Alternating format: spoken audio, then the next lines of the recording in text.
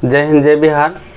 आज आप लोग को क्लास 10th का एक बहुत ही मर्मस्पर्शी और भावुक कहानी बता रहे हैं और उस कहानी का नाम है बहादुर।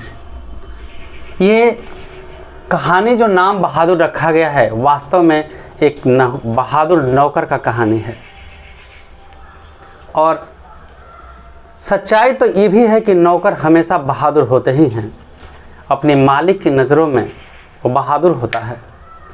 भले चाहे कंपनी के मालिक हो, स्कूल के मालिक हो, बैंक के मालिक हो, किसी भी प्रबंधन के मालिक हो, कहीं के भी मालिक हो, लेकिन नौकर बहादुर होता है, इसलिए उनके यहाँ काम करता है। उनके जैसा डरपोक नहीं होता है, दूसरों के टुकड़े पर पलने वाला नहीं होता। वो मेहनत करके कमाता है और खाता है। लेकिन मालिक लोग शान से समझते हैं कि मेरे से ही दुनिया चलता है, मैं ही से चलाता हूँ। ये गलतफहमी उनको मन से निकाल के फेंक देना चाहिए। ये घर कौन बनाता है? मजदूर और मालिक। मालिक से एगो ईंटा जुटेगा, एगो ईंटा उठेगा उनसे?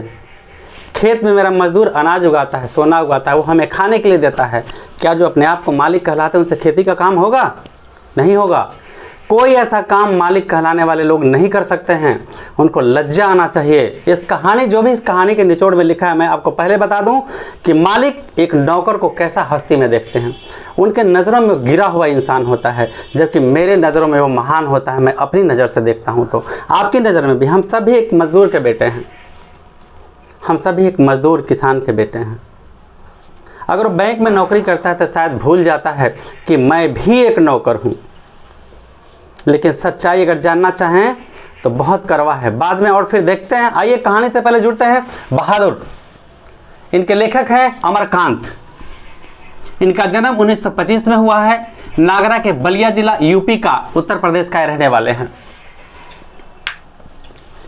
नौकर क्या होता है एक मालिक के नज़र में, और नौकर लोग क्यों रखते हैं? नौकर लोग शान के लिए रखते हैं। मेरे पास नौकर है, चाकर है। अरे नौकर तो बेटे से भी ज़्यादा होता है।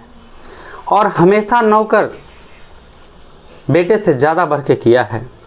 आपके यहाँ काम करने वाला मजदूर कभी उसे देखे हैं कि कितने प्यार से, कितने लगन से वो काम करता है?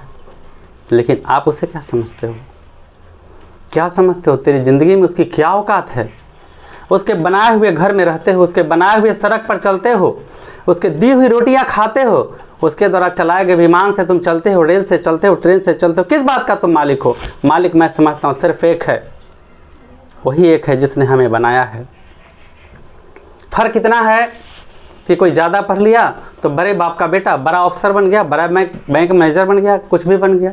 जो कम पढ़ा, जिसके बाप के पास कम था, वो कम में कुछ काम कर रहा है, कर तो रहा है। तो मुफ्त का खिलाते हो, नौकर है तो।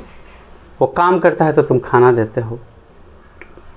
इसलिए मैं सबसे कहूँगा, नौकर के साथ कभी अलग व्यवहार ना करें। नौकर तो आपको बेटे से भी ज़्यादा प्यार करता है। कभी सोचें, कभी सोचें।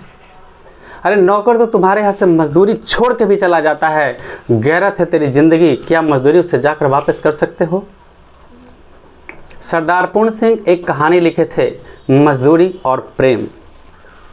जब हम लोग पढ़ते थे तो कहते थे, उनका कहना था कि जो हम मजदूरी देते हैं वो उसका कीमत नहीं है, वो उसका कीमत नहीं है, असल मूल्य प्रेम है। और गीता में भी कहा गया है कि प्रेम ज्ञान से ऊपर है। इसलिए हर एक के साथ प्रेम का भाव रखिए। आइए अब हम कहानी की तरफ थोड़ा बढ़ते हैं। नौकर रखने का बहुत शौक था लेखक अमरकांत को। ये लेखक पर ही कहानी समझिए, उनकी आत्मकथा मान लें। उनके सारे परिवार के लोग नौकर रखे थे। इसलिए ये लेखक अपनी बहन की शादी में जब जाते हैं तो देखते हैं कि भाई भाभी सभी लोग नौकर रखे हुए थे। ये नौकर एक इशारे पर ये ला के दे, ये ला के दे, ये ला के दे, ये ला के दे। इनकी पत्नी बहुत काम करते रहती थी, निर्मला। तो इनको लगा कि सब लोग नौकर रखे हुए तो शान के लिए नौकर रखे हैं। अरे शान के लिए नौकर? शान के लिए तुम गाड़ी रखते हो तो ड्राइवर तुम्हारा ज़िंदगी लेके चलता है यार। तुम उसको अपमानित करते हो, ठोक देगा तो दुनिया से चल जाओगे। जो गार्ड तुम्हारा बॉडी गार्ड है, मैनेजर साहब को मैं बोलता हूँ, प्रिंसिपल साहब को मैं बोलता हूँ कि जो गार्ड रखे हुए हैं, अगर चाहेगा तो पल में आपको ठोक देगा, जैसे इंदिरा गांधी ठोका गई गार्ड से ही। तो गार्ड से ही आपकी ज़िंदगी है, चपरासी से ही आपकी ज़िंदगी है। आप जानते इतिहास के पन्ने में गांधी जी का जान बचाने वाला बत्तख मियाँ था। वो अपने फांसी पर चढ़ गया लेकिन गांधी जी पर आंच नहीं आने दिया। कितने लोग इतिहास में जानते हैं नाम। गांधी जी से पहले उनका नाम आना चाहिए या बाद में, जिसने प्राण बचाया? तो जानिए इतिहास को, सच्चाई को जानिए कि लोग कितना प्रेम करते हैं एक दूसरे से। प्रेम था बत्तख मियाँ का, वरना करोड़ों में बिक के गांधी जी को वहाँ ख़त्म करवा देता, लेकिन उसने अपनी प्राण देकर के रक्षा की। हमेशा नौकर मालिक की ज़िंदगी की रक्षा की है, लेकिन मैंने देखा हूँ कि नौकर के साथ लोग कैसे कैसे बर्ताव करते हैं। इस कहानी के बाद हम और भी बताएंगे बहुत आगे बढ़ के। देखिए, लेखक के यानी अमरकांत जी के साले, लेखक को तो नौकर की ज़रूरत थी, उनकी पत्नी को नौकर की ज़रूरत थी, क्योंकि शान की बात जो रहा, नौकर मतलब मालिक कराने का बड़ा शौक है। देह में दम हो तो मालिक बनो, नहीं तो मत बनो। अगर हो दम तो बनाओ रखो नौकर को, उसके साथ प्यार करो, उसके साथ अच्छा व्यवहार करो, न कि दुर्व्यवहार करो। लेखक एक नौकर ला के लाते हैं, और एक कहानी कहाँ से शुरू होता है। एक वीर शहीद का पुत्र, इसके बहादुर के पिता आर्मी में थे, ये शहीद हो गए। अब ये माँ इसके घर चलाती थी, माँ है, घर का सारा बोझ है, तो थोड़ा तो तनाव उसके मन में रहेगा। सोचिए जरा, ऐसा विचार करिए कि जिसके पति नहीं हो, वो घर कैसे चलाएगी, दुनिया कैसे बसाएगी, संसार कैसे चलेगा, तो थोड़ा दर्द वाली बात है। वो दिन भर बेचारी मेहनत मजदूरी काम करती थी, पर बहादुर छोटा सा था, 12-13 साल का, तो चाहती थी कि मेरे कामों में हाथ बटाए, पर बहादुर ऐसा नहीं करता था, उसके पास बचपना था। वो चाहती थी उसकी माँ कि वो जिम्मेदार आदमी बने, लेकिन ऐसा नहीं, उसके अनुरूप वो नहीं चलता था। वो हमेशा क्या करता था, घर से निकल जाए, भैंस उसको लेके चराने के लिए जंगलों में चला जाए, जंगल में पेड़ पर चिड़िया उतारता था और फल वगैरह तोड़ के खाता था। उसको माँ थी ना, माँ के मन में डर था ये शायद पेड़ से गिर जाए। ऐसा तरह सोचिए, अगर पेड़ पर चढ़ा गिर जाएगा तो क्या होगा। माँ का एक ही सहारा था ना, बेटा, और तो कोई चर्चा नहीं है इसमें कहानी में। इस तरह वो समझते थे कि हम इसे अनुशासन में रखें और अच्छा बनाएं, लेकिन क्या जाने कभी माँ की भावों को आप लोग समझ पाओ। क्यों माँ डांटती है, मैं तुम्हें क्यों डांटता हूँ, मैं तुम्हें क्यों कहता हूँ कि पढ़ो, अपने लिए या तुम्हारे लिए, किसके लिए? बस एक बार सोच लेना, फिर हम पर उंगलियाँ उठाना कि मैं तुम्हें डांटता हूँ, मारता हूँ प्यार से। क्यों? अरे उसमें कितना प्यार है तुम्हें पता भी है। इस तरह से वो माँ की बातों को नहीं मानता है, कभी मानता है, कुछ काम करता है। भैंस चराने एक दिन ले गया और अचानक उस भैंस को बहुत मारा, जिससे उसकी माँ को अधिक प्यार था। हो सकता था भैंस अधिक दूध देती होगी, अच्छी भैंस होगी, शकुन कुछ भी हो किसी भी परिस्थितियाँ में, पर वो भैंस भागते भागते वो माँ जहाँ काम कर रही थी वहाँ चली जाती है। माँ एक अनुमान लगाती है कि शायद लौंडे ने मारा होगा इस भैंस को, और अनुमान के माध्यम से उस लड़के की पिटाई कर देती है। उस लड़के के मन में, बहादुर के मन में ऐसा लगता है कि माँ हमसे अधिक भैंस से प्यार करती है, और इस तरह उसे पीट करके रात भर वो जंगलों में पड़ा रहता है।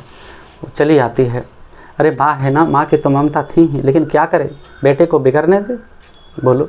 लेकिन आज के बच्चे, आज के पेरेंट्स कैसे हैं, बच्चों से डर जाते हैं कि मेरा बच्चा कुछ कर नहीं ले, इसलिए उसे मारो मत, डांटो मत। ये हमारे नीतीश कुमार मुख्यमंत्री जी पता नहीं स्कूल में पिटाए होंगे कि नहीं पिटाए होंगे, पिटाए नहीं होंगे इसलिए अच्छा नहीं बने, वरना गुरु कुम्हार से कुंभ है, गढ़ी गढ़ी काटे खोट, अंतर हाथ सहार दे, बाहर मारे चोट। हमारे ग्रंथों में भी वर्णन है कि जब तक कथा गुरु कुम्हार शिष्य कुंभ है, गुरु जो है वो कुम्हार है, वो मिट्टी को एक एक कण निकाल के गुथता है, तब चाक पर चढ़ाता है, उससे घुमाता है, तब भी हाथ लगा के देखता है कि कहीं कण तो नहीं है, और फिर घड़ा तैयार करता है।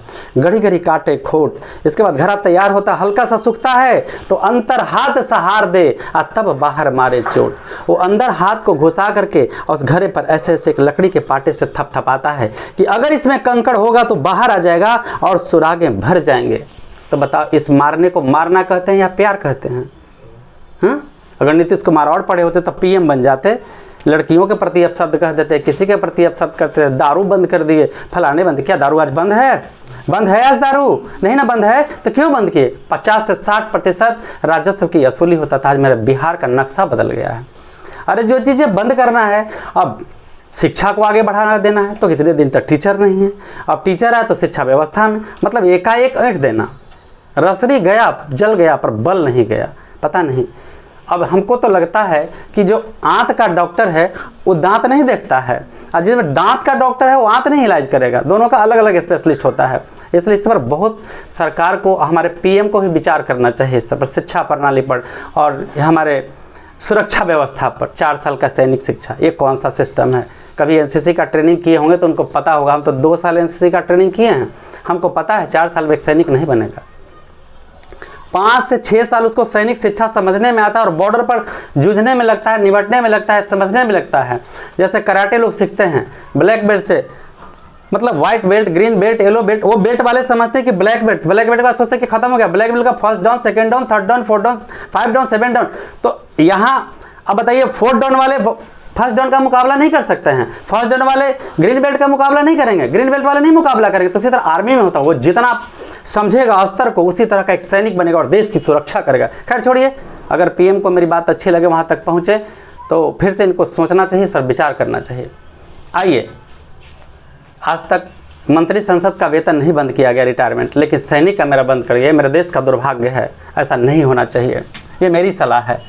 वो नौकर लेखक के साले के माध्यम से आता है बहादुर लेखक के घर। उसका उम्र 12-13 वर्ष है। रंग ठिगना, चकैट, गोरा रंग, चपटा मुंह, नेपाली लड़का, गले में स्काउटों की तरह रुमाल बंधा हुआ। अब बोलेंगे हाँ, हमने एनसीसी का क्यों बात किया? तो यहाँ है, इसमें हम किसी भी जो भी शब्द बोले हैं आपके कहानी से हट के नहीं बोले हैं। स्काउट हमारे देश में 1948 एक्ट के तहत एक ऐसी व्यवस्था की गई है कि छात्रों को सैनिक शिक्षा दी जाए। उसमें स्काउट, एयरबीन, एनसीसी, ये सब का ट्रेनिंग होता है, ठीक है।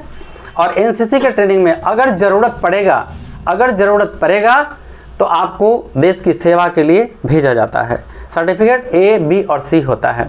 आपको एक फिल्म में दिखाया गया है निरहुआ का एनसीसी। हम मतलब फिल्म डायरेक्टर को बहुत बहुत धन्यवाद देंगे कि इसके माध्यम से लड़कों को, हमारे हिंदुस्तान के लड़कों को प्रेरित करना चाहा एनसीसी के लिए। हम बहुत धन्यवाद देते हैं उस डायरेक्टर को, उस हीरो को भी बहुत धन्यवाद देंगे जो इसके माध्यम से हमारे स्टूडेंट को बताए हैं।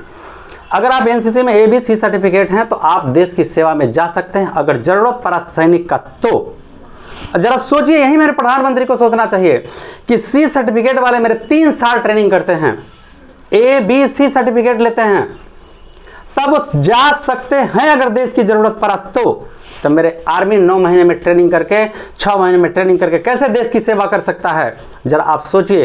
प्रधानमंत्री जी को बार बार सोचना चाहिए। हमारे सुरक्षा सलाहकार हैं उन्हें भी सोचना चाहिए, और किसी के बात में आकर के देश की सुरक्षा के लिए नहीं सोचे, वो स्वयं सोचे। अगर एक सैनिक अधिकारी हैं तो उनको पता होगा कि हमको अफसर बनने में कितना टाइम लगा, जवान को ट्रेनिंग करने में राइफल से लेकर के और सारे चीज़ के जानने तक, सुरक्षा व्यवस्था जानने तक कितना वक्त लगता है, उनको सब कुछ जानना होता है, ठीक है। इसलिए एक बार फिर से प्रधानमंत्री हमारे सोचे इस पर कि सैनिक के लिए कम से कम 15 साल अवश्य दें समय, जो हमारे देश की बुलंदियों की तरफ आज तक हिफाजत करते आया है और भविष्य में भी सख्त रूप में करेगा।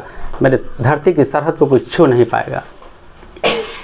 तो आप जान गए कि सर्टिफिकेट, आप भी ABC सर्टिफिकेट लीजिए। एनसीसी लड़की के लिए भी, लड़कों के लिए भी। आप हाई स्कूल तक ले, लड़का को हाफ पैंट मिलता है, लेकिन लड़की लोगों को फुल ड्रेस रहता है एकदम। जब वर्दी लगेगा तो लगता है चमकता है सीना, गर्व होता है कि मैं भारत का हूँ ना। कभी गई नहीं हो ना एनसीसी में? देखिए एनसीसी वाली लड़की लोगों को, एनसीसी वालों को देखिए, हाँ, कैसा महसूस होता है जब उसके वतन पर ड्रेस होता है, वतन पे ड्रेस होता है और वतन पे ड्रेस होता है। ये शरीर वतन का है, इसलिए ड्रेस भी वतन पर होता है। बहुत गर्व होगा। पढ़ो और फोर्स ज्वाइन करो, सेवा करो देश की। पैसे की परवाह मत करो। पैसा कौन है?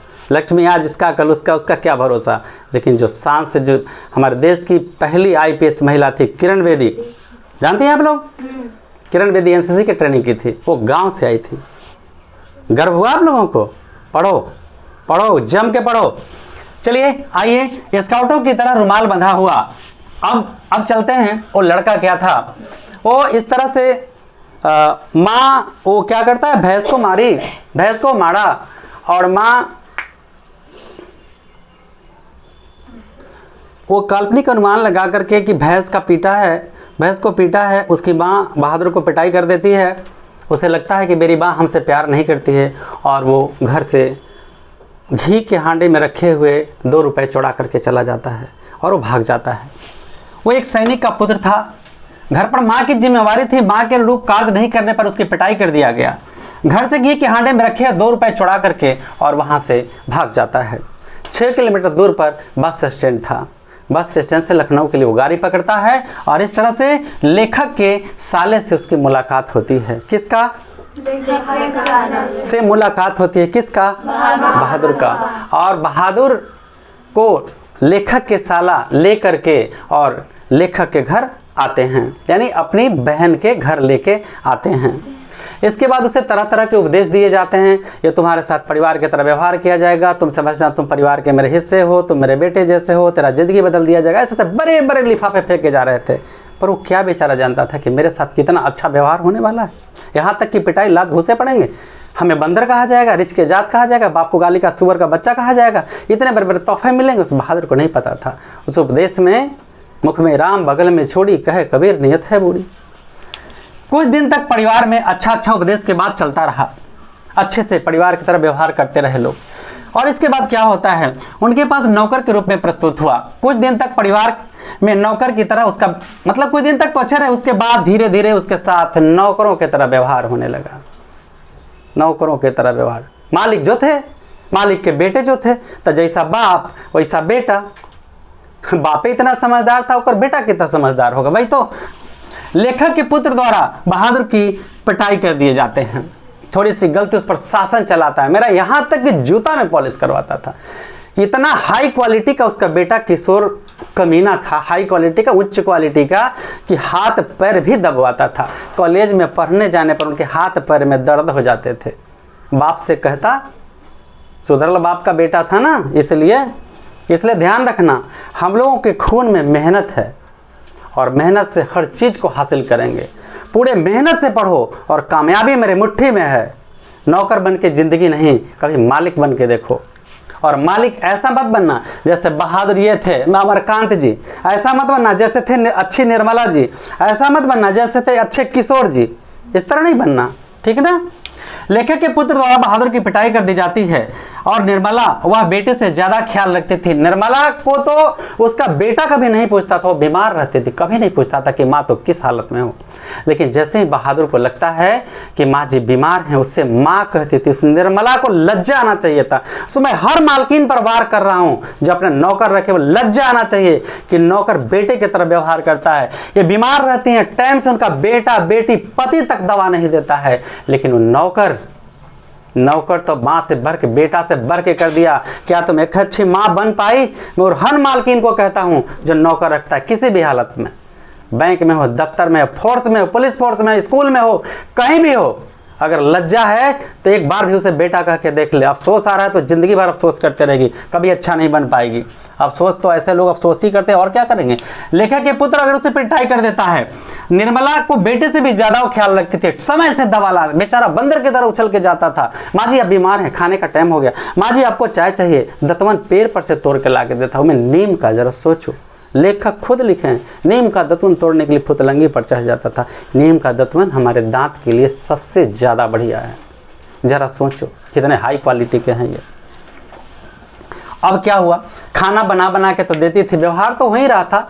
तो नहीं जानती है परोसन जानती है क्या? परोसन क्या, परोसन का मतलब क्या होता है? घर की बगल वाली? अरे घर के दूर वाली भी परोसन होती है, उसको चमचा कहते हैं। क्या कहते हैं? हाँ, ऐसे करिएगा तो मालिक तो ठीक ठाक लगभग होता है, समझता है वो। तो मालिक, अब जलन एक तरह से होता है कि आगे बढ़ रहा है, मालिक रखे होता है तो आगे बढ़ रहे हैं, तो उसके चमचा को जलन होता है क्या, और ये आगे बढ़ रहा है। अब इसको कैसे पटके, कुछ कहेंगे तो पटकेंगे, कहें अरे मालिक बनते हो ना, दिमाग रखना, नहीं है तो किसी अच्छे से उधार ले, दीवार से पूछ। लेकिन ऐसे जो खुद का लाभ चाहते हैं ऐसे लोगों से मत। पड़ोसन को जलन था, नौकर रखे हुए हैं तो उसको भड़का दिया। नौकर को आप खाना बना के देती हैं रोटी, कहिए वो नौकर अपने सेक ले खाना रोटी। और इस तरह वो पड़ोसन की बात में आ जाती है और नौकर को एक रात रोटी बना करके नहीं देती है, कहती अपने से बना ले। बेचारा ऐसा मुड़ी गाड़े खड़ा था ताकि माँ जी को दया आ जाए बना कर। निर्दयी माँ को दया आएगा, मालकिन है ना, थोड़ी माँ है वो इस तरह से नहीं बनाती है और उसे का थप्पड़ जड़ देती है। पहली बार उसके सीधे कलेजे पर वार कर दिया। माँ कहा मारते दया नहीं आई रे निर्दयी माँ। इस तरह से बेचारा रात भर भूखे सो जाता है। बताइए, मालकिन है वो, मालकिन, मेरा मालिक तो कभी भूखे नहीं सोने देता है हमें, वो ना मालिक है, कहता है कहीं से तू खा ले। फिर वो बेचारा सवेरे उठता है, नॉर्मल हो जाता है, सुबह अपने लिए खाना बना लेता है और खा लेता है, इस तरह से चलने लगता है। ज़िंदगी निर्मला शुरुआत कर दी। किशोर तो अपना जूता साफ करवाता था, साइकिल साफ करवाता था, नहीं करे तो उसे मारता था, देह दबवाता था। इतना संस्कारी था लेखक का पुत्र, बड़ा पुत्र किशोर, बहुत संस्कारी था, है ना। चलिए आगे देखते हैं। पड़ोसन के बहकाने पर नौकर की स्वयं रोटी बनाकर खा लेने का आदेश देती है और इस तरह से उसकी पिटाई भी कर देती है। इसके बाद मतलब दोस्ती, दोस्ती का मतलब स्वभाव का मिलना, स्वभाव का मिलना दोस्ती और रिश्तेदारी कहलाता है ना। जैसे चोर का दोस्ती चोर से, चमचा का दोस्ती चमचा से, अच्छा का दोस्ती अच्छा से, चापलूसी करने वाला दोस्ती चापलूसी से, ऐसा होता है ना। तो जैसी क्वालिटी स्वभाव के मिलने से दोस्ती होता है ना। तो इनके रिश्तेदार भी हाई क्वालिटी के थे। आए रिश्तेदार, कौची का तो कौन तो देहरादूनी चावल और रोहू मछली बना, खाया पिया। अला है रिश्तेदार है तो कुछ लेके बना, तो एक नंबर का हाई क्वालिटी का था। लेगा प्रपंच रचने, अरे मेरे पैसे थे 11 रुपए, पहले इन्होंने ढूंढा कहीं मिल जाए, नौटंकी, नौटंकी इसको बोलते हैं। और इस तरह से नहीं मिला तो उस पर 11 रुपए चोरी का आरोप लगा दिया। किस पर? बहादुर पर 11 रुपए चोरी का आरोप लगा दिया। अरे लज्जा नहीं आता है, लज्जा नहीं आता है। नौकर कभी चोर नहीं होता है यार, नौकर कभी चोर नहीं। मालिक को तो खून दे के भी नौकर बचा लेता है ऐसे, लेकिन मालिक ने कभी नहीं दिया है, मालिक ने कभी नहीं दिया है ना। एक बार संकट काल में मैं बता देता हूँ, संकट काल में जब कोरोना था तो हम और हमारे पूरे मित्र, मैं जिस स्कूल में पढ़ाता था वहाँ पूरी लगन और निष्ठा के साथ, हमारे अधिकारी बीमार थे, सबों ने हमने मिल के सोचा कि इस घड़ी में अगर मैं साथ न दूं तो ये मेरी गद्दारी है। और हम लोग सब लोग इतना कम पैसे में काम किए, इतना कम पैसे में कि तू सुनेगी तो तेरा धड़कन बढ़ जाएगा। उस मुसीबत की घड़ी में हमने सारे मित्र मिलकर काम किए और पढ़ाया, स्कूल को चमकाया, आगे बढ़ाया। लेकिन खैर अब नहीं बोलूँगा इसके आगे। खैर उन सबको मैं दुआ देता हूँ, उन सबको मैं दिल से दुआ देता हूँ कि मेरे सभी मित्र आगे बढ़े। जो कुछ किया, जो अच्छा किया, जो होता है अच्छा के लिए, जो होगा वो भी अच्छा होने वाला है। खैर छोड़ो। तो मालिक और नौकरों के बीच ये संबंध, और मैं कभी किसी की नौकरी नहीं किया हूँ, मैं हमेशा सेवा किया हूँ, इसलिए हमें कभी दर्द नहीं होता है। दर्द तो उसे होता है जो लोभ करता है। रिश्तेदार आने पर रोहू मछली तो बना, बातों की जलेबी बड़ी बड़ी छनने लगी और चोरी का आरोप लगा दिया। कितना रुपए का? 11 रुपए। पर पैसा उसके पास था ही नहीं। पुलिस तक के लिए घसीटने शुरू कर दिया, पुलिस तक के लिए घसीटने के लिए लेते जा रहा था। अंत में लेखक ने रोब से पूछा, अरे तुम्हारे यहाँ 2-4 रुपए रखे रहते थे, जहाँ तहाँ सर सामान सोना चांदी वो ले जाके माजी के हाथों में देता था, तुम्हें विश्वास नहीं था अपने नौकर पर कि वो चोरी कर लेगा 11 रुपए? जरा सोचिए, जरा सोचिए। और यहाँ तक कि हमारे ये जो विद्वान लेखक हैं ना अमरकांत जी, ये वो थप्पड़ जड़ दिए उस नौकर को, क्योंकि नौकर जो था, दम था तब बिगड़ेल बेटा के कभी एक थप्पड़ मारे होते तो इंसानियत सीख जाता। तब बेटा का तो नहीं मारे, बेटा बेटी सिनेमा जाती थी तो नहीं कभी मारे, लेकिन इस नौकर था ना बेचारा, अरे सैनिक का बेटा था, सैनिक का, वो कभी गलत नहीं करेगा। अमरकांत जी की तरह संस्कारी पुत्र का बेटा नहीं था, ये तो पूर्ण संस्कारी का बेटा था, सैनिक शहीद का बेटा था, एक मजदूरन की बेटा था, वो कभी गलत कर ही नहीं सकता है। मेरा आत्मा ऐसा कहता है, मजदूर कभी गलत नहीं होता। मालिक गलत हो जाते हैं पर कभी हमने मजदूर को नहीं देखा गलत। यहाँ तक कि कभी कभी एक मालिक के चमचे तो हमें भी खरीदने का प्रयास किए थे, जहाँ नोट भरा रही हमें नहीं खरीद सका। तेरी क्या औकात है खरीदने का, तुम क्या खरीदोगे हमें, मैं बिकाऊ नहीं हूँ। 11 रुपए चोरी का आरोप लगा दिया। लेखक द्वारा बहादुर की पिटाई हो जाती है और उसका सीधा दिल पर लगता है और दिल उसका चूर चूर हो जाता है। अरे नौकर तो प्यार का भूखा होता है, उसे प्यार से बोल दो तो अपनी प्राण दे देगा। ऐसा ही एक कहानी हम पढ़े थे, ठेस, शायद ये फणीश्वर नाथ रेणु का था, शायद, पक्का तो नहीं कह सकते हैं लेखक का नाम। तो उस ठेस कहानी में था, एक सिरचन नाम का कारीगर था, शिल्प कलाकार बुनता था। लेखक की बहन के यहाँ से ऐसा मैसेज आया कि चीख शीतल पाटी, आपके गांव में एक कारीगर बहुत अच्छा बुनता है और दे दीजिए बना के।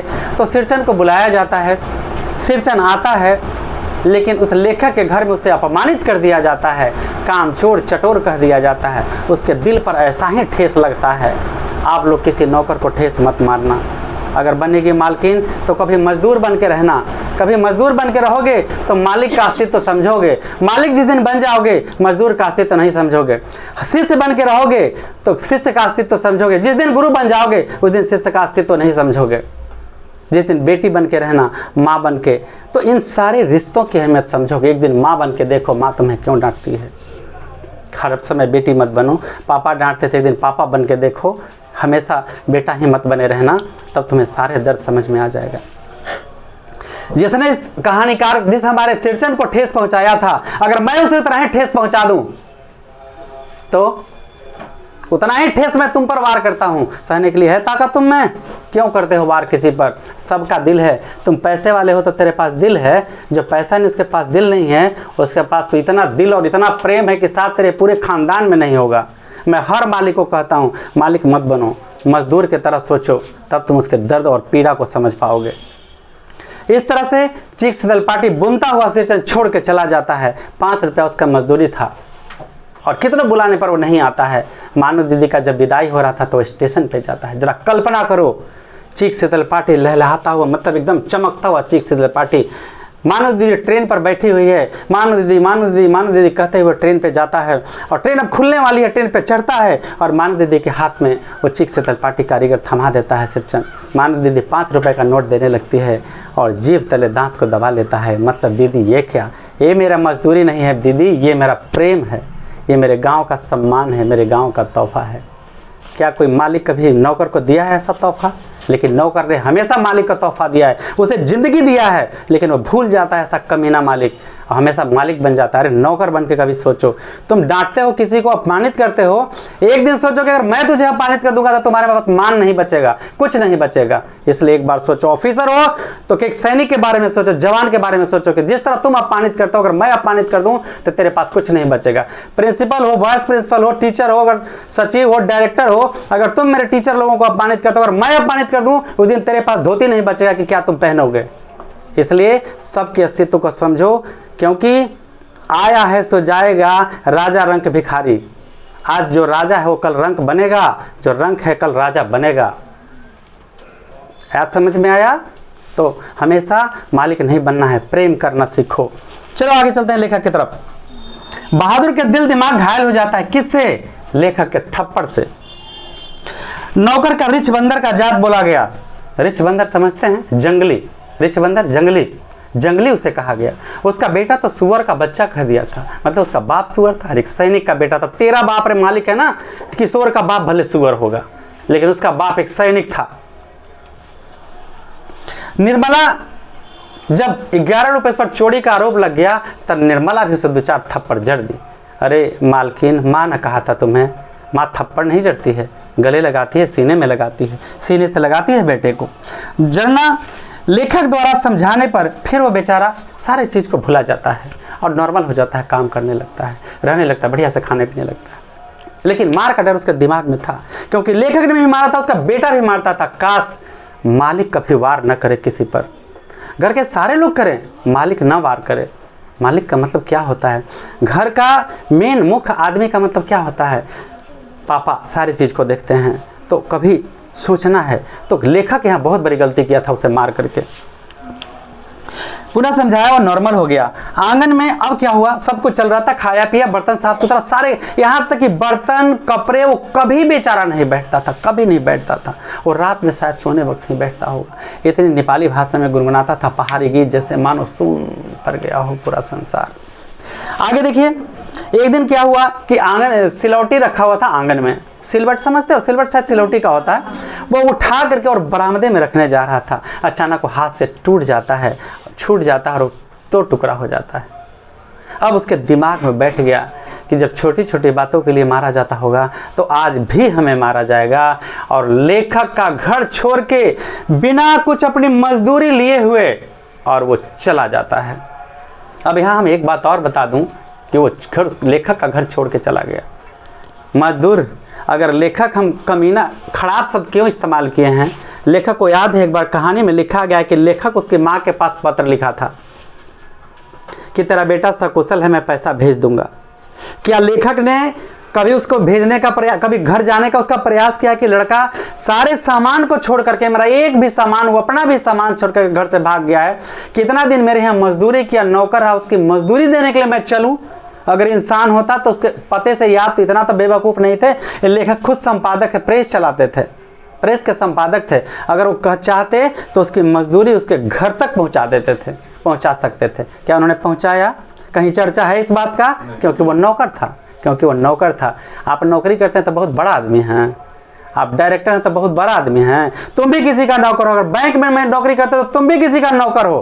फर्क इतना है कि तुम ऊपर हो, मैं नीचे हूं, बल्कि मैं तेरी सुरक्षा कर रहा हूं, शायद ये भूल रहे हो।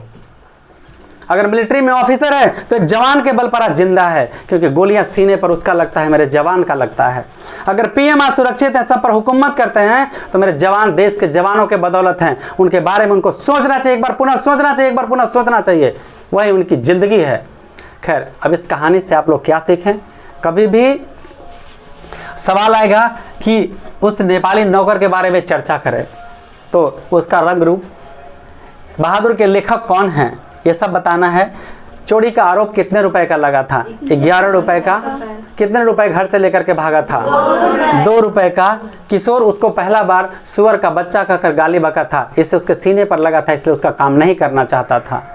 पहली बार थप्पड़ निर्मला ने कब मारा? रोटी बनाने के लिए। कब मारा? रोटी बनाने के लिए। जब छोड़ दिया तो पहली बार थप्पड़ जरा। 2-4 थप्पड़ निर्मला कब लगाई थी? जब उसके यहाँ रिश्तेदार आए हुए थे और चोरी का आरोप लगा था। लेखक ने थप्पड़ कब मारा था? जब उस पर 11 रुपए चोरी का आरोप लगा तो लेखक ने भी थप्पड़ जड़ दिया था। इस तरह ये बहुत भावुक कहानी है बेटा। कहानियां तो, इन कहानियों से सीख लेना है आपको कि कभी मालिक अपने आप को मत समझना।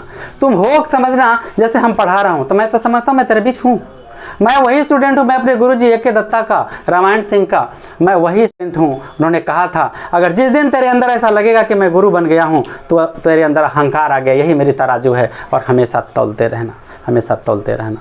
तुम लोगों को भी एक तराजू है मेरे पास, वो देता हूं, तौल लेना। सोना सज्जन साधुजन, सोना सज्जन मतलब बिछड़े हुए लोगों को मैं वापस लाने का प्रयास कर रहा हूं, जो अपने आप को स्वाभिमानी कहते हैं। सोना सज्जन साधुजन टूटी जुरे 100 बार, दुर्जन कुंभ कुम्हार के एके धक्का दरार। सोना सज्जन साधुजन, सोना 100 बार तोड़ दो उसे, फिर से जो गला के बाली बना लो, कुछ बना लो, कुछ बना लो, गल के हो जाता है सोना सज्जन। जो सज्जन व्यक्ति होते हैं ना, इन छोटी छोटी बातों का, बड़ी बड़ी बातों को भी नहीं सोचते हैं। कौन मेरा मालिक, कौन मेरा नौकर, कौन मेरा क्या, या कौन हमको अपमानित किया, कौन हमको सम्मानित किया, इन बातों से कोई लेना देना नहीं है। सोना सज्जन साधुजन।